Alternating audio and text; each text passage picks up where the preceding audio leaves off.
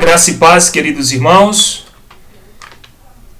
Você está no canal ENEBD, o canal de bênção para a sua vida.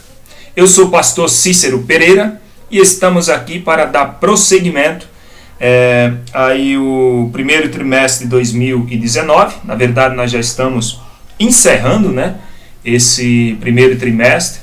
Tem sido uma lição abençoada. E nós estamos aí na lição dos adultos. A revista traz por tema Batalha Espiritual, o povo de Deus e a guerra contra as potestades do mal. Nós estamos aí na lição de número 11.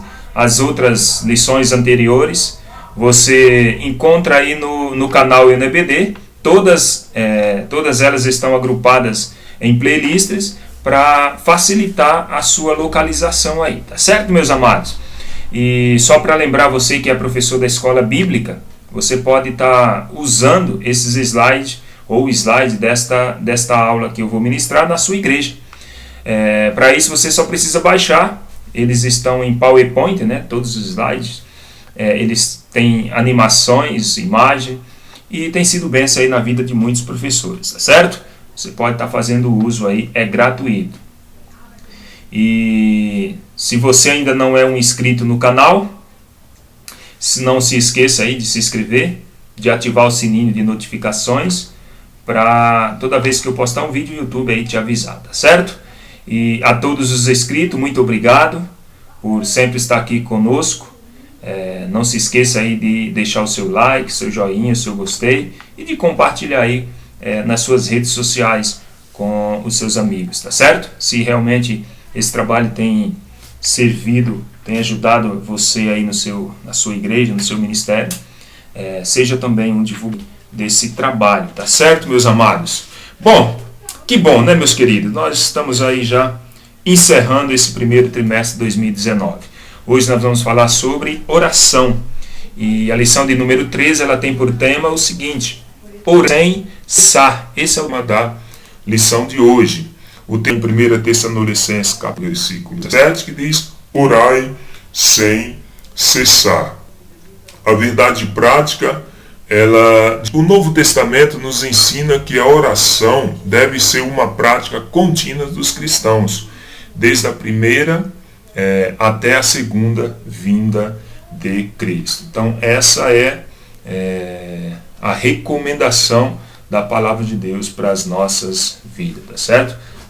E a verdade prática, ou melhor, a leitura bíblica em classe, como de costume, eu não faço a leitura, para nós ganharmos tempos aqui nesta aula, tá certo? Então, como eu disse, nós chegamos ao final aí de mais um trimestre, com os nossos corações aí gratos ao Senhor pelo aprendizado de cada lição. Na verdade, nós temos sempre aprendido algo em cada lição. E também com a certeza de que nós precisamos estar fortalecidos no Senhor para resistir aí às astutas ciladas do diabo. Na verdade? Então, é uma das maneiras de nós fortalecermos e permanecermos aí firme, orando, buscando ao Senhor, tá certo? E por isso, na última lição, nós estudaremos a respeito da oração. É o que nós vamos falar aí nessa última lição.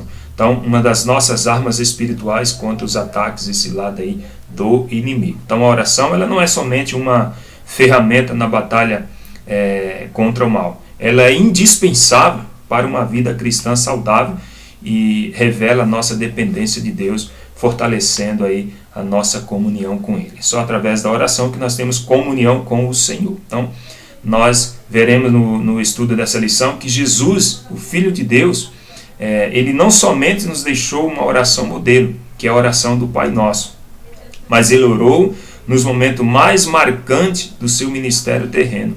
Então, Jesus orou antes da escolha dos discípulos, nos momentos que antecederam aí a sua crucificação, e orou até mesmo na cruz. Olha só que interessante, não é verdade?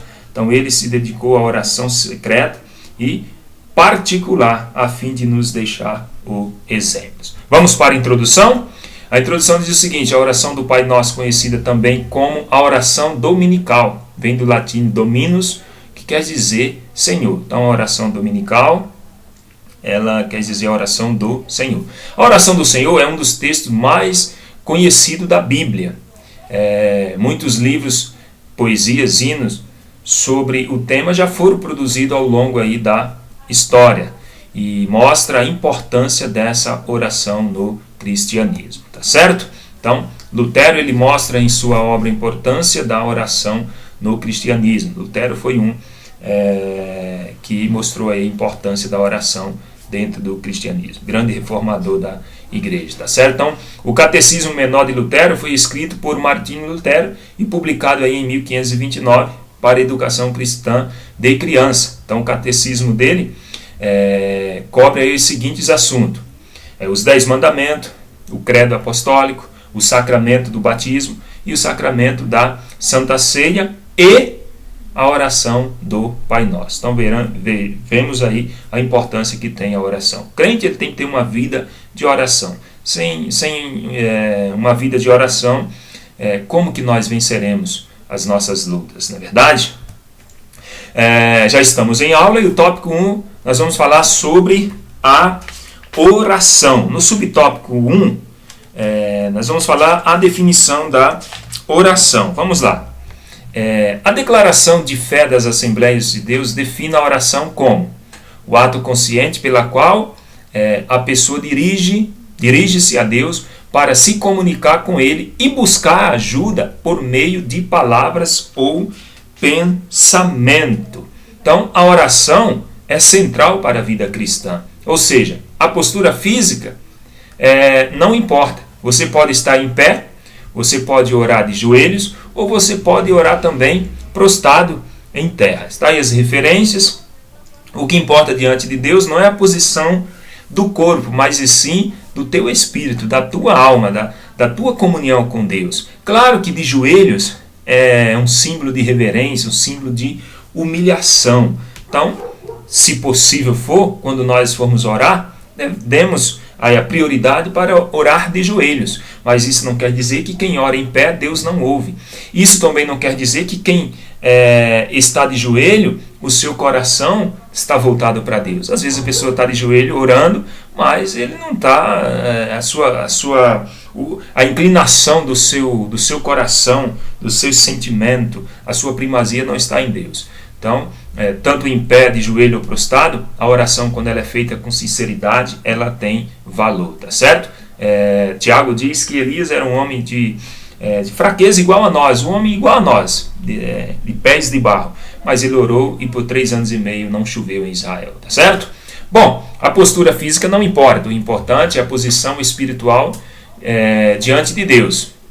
É orar com sinceridade e estar em comunhão com o Senhor. Essa aí é a importância da oração. A posição do corpo é que menos importa, tá certo? Agora, recomendamos orar de joelho, que é um sinal visível, né, de humilhação, tá certo? Subtópico 2, exemplos bíblicos de oração. Vamos lá. A Bíblia mostra a oração desde que Sete, filho de Adão e Eva, nasceu. Olha só Gênesis 4:26. Então se começou a invocar o nome do Senhor.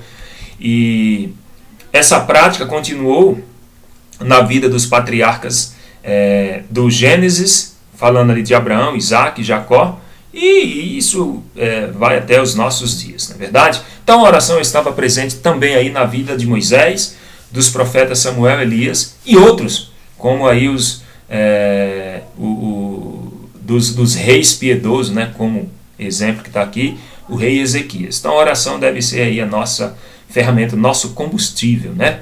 Bom, falando sobre oração ainda, Jesus e a prática da oração.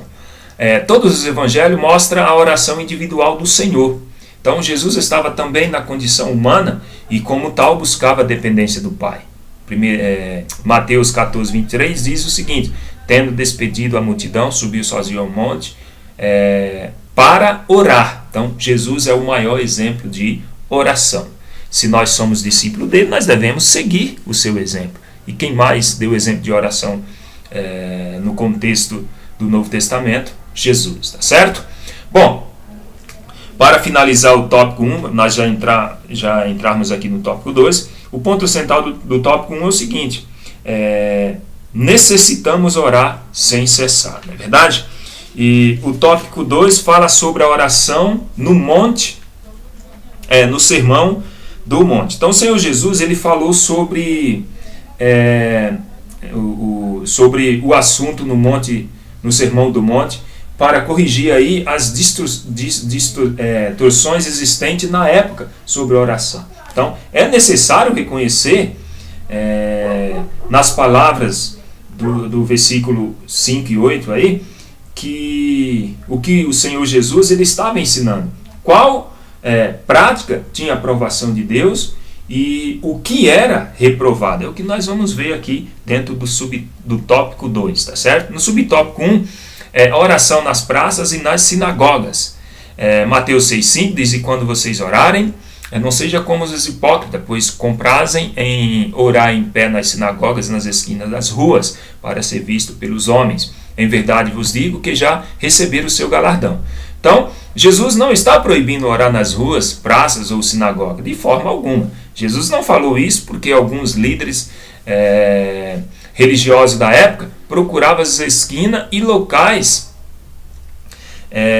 movimentado para mostrar uma imagem de alguém piedoso e temente a Deus. Então Jesus não falou isso para proibir, mas ele falou porque alguns líderes religiosos estavam aí querendo se aparecer, lembrando aí daquela oração do publicano e do pecador lá, não é verdade?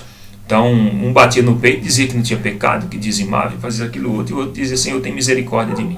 Então era exibida para serem elogiados pelo público. Quando fazemos isso, já recebemos a nossa recompensa. Subtópico 2 do tópico 2, falando sobre a oração no monte, no Sermão do Monte, a oração em secreto. Olha só, Mateus 6,6 diz o seguinte: mas tu, quando orares, entre no teu aposento e feche a tua porta. Ora teu pai que vê o que está em secreto, e teu pai que vê o que está em oculto te recompendará. Jesus falou isso para proibir os tempos que Deus só aceita em secreto. Então, dizer o seguinte, que Deus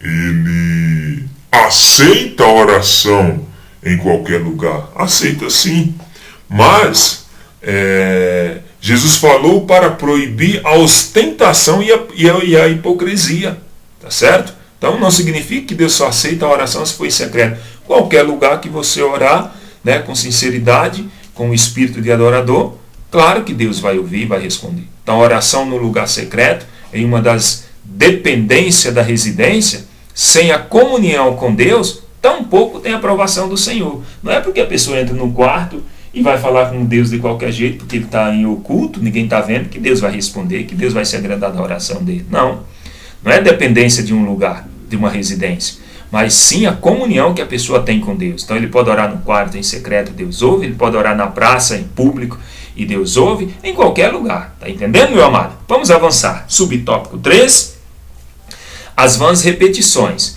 Então, orando, não useis de vãs repetições como os gentios, que pensa que por muito falarem serão ouvidos, Mateus 6,7. Então, há religiosos que levam horas e horas orando e repetindo palavras sagradas, pois acredita que isso aumenta o seu crédito no céu. Olha só, então a eficácia da oração não está na sua extensão, nem nas repetições das palavras, não.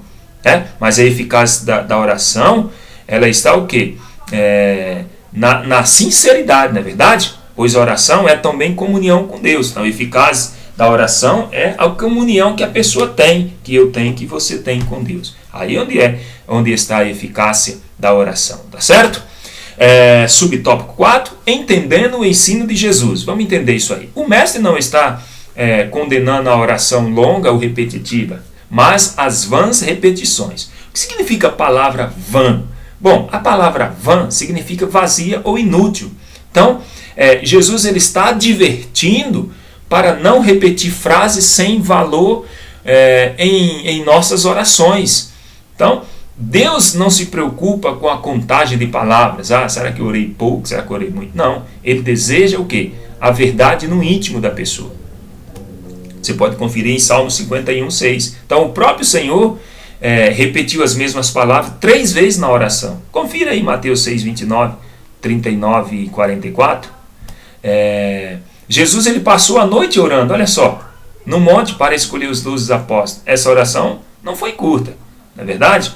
Então, o mestre não está condenando aqui a oração longa ou repetitiva, mas as vãs palavras, as vãs repetições, inútil, que não serve para nada, tá certo? Bom, tópico 3, nós vamos falar da oração do Pai Nosso. Então, Jesus ele repetia os seus ensinos em ocasiões e locais diferentes. Então, esses discursos são registrados, às vezes, por mais de um evangelista. E assim surgem algumas modificações, tá certo? Então, um exemplo disso é a oração do Pai Nosso, em Mateus e em Lucas. Então, são 2 situações e locais diferentes. Sua importância está no fato de ser uma oração modelo. Podemos, então, o quê? Podemos dividi-la em 3 partes. Sobre o Deus que adoramos, sobre a nossa necessidade e sobre os nossos perigos. Então, a oração do Pai Nosso, nós podemos aí dividi-la em 3 partes. Sobre o Deus que adoramos, sobre as nossas necessidades, sobre os nossos perigos. Subtópico 1, o nosso Deus. Falando aqui sobre o nosso Deus. Vamos lá. O Pai Nosso é uma oração modelo. Isto pode ser visto na linguagem usada por Jesus como? Vamos lá. Portanto, vós orareis assim, Pai Nosso, tal. E não que devemos orar. Então, às vezes, nós devemos orar, mas a nossa oração, o foco da oração, tem que ser o quê? Voltado para Deus, tem que engrandecer a Deus, tem que ser feita a vontade de Deus, não a nossa vontade, que às vezes oramos e pedimos para que Deus façamos a nossa vontade.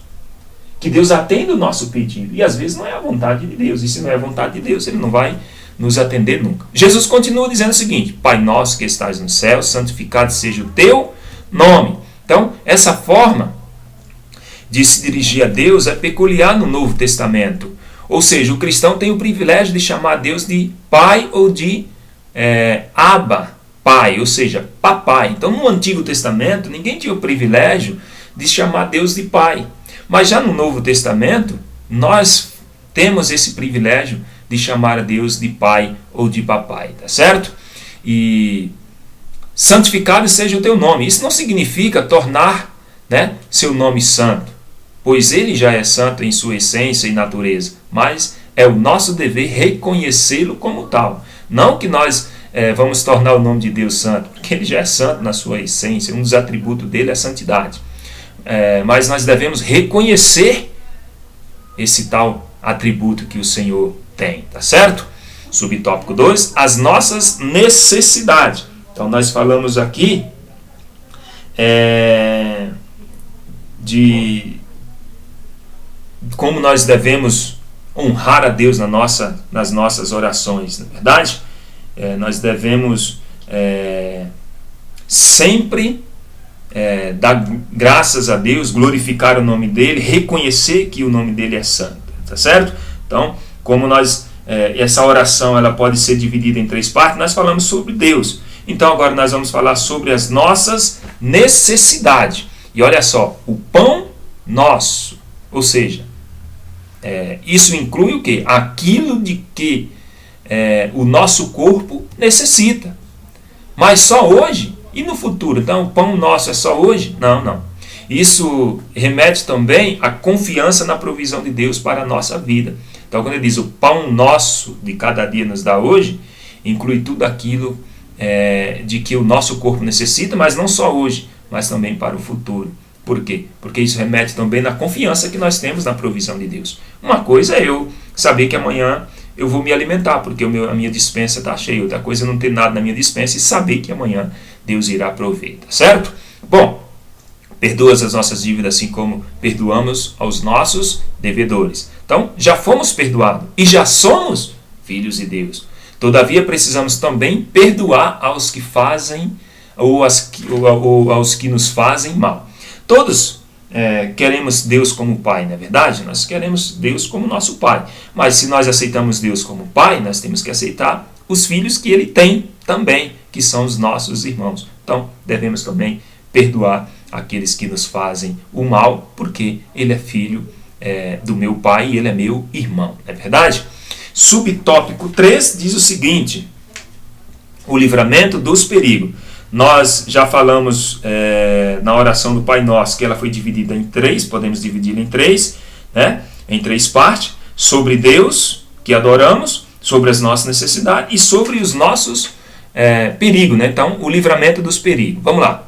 Não nos induza à tentação, mas livra-nos do mal, de acordo com Mateus 6,3. Então, isso refere-se aos perigos diários a que estamos expostos no mundo sedutor e corrupto. Olha o que diz Filipenses 2,5: para que venha a tornar-se puros e irrepreensíveis, filhos de Deus, inculpáveis, no meio de uma geração corrompida e depravada, na qual vocês brilham como estrelas no universo. Olha só, devemos o quê? Pedir a Deus que não permita que voluntariamente venhamos a nos deparar com tentação.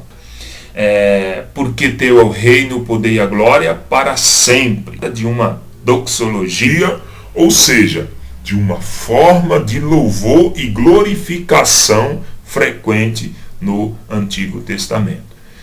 Neste caso, é um resumo de um trecho aí da oração dele, certo?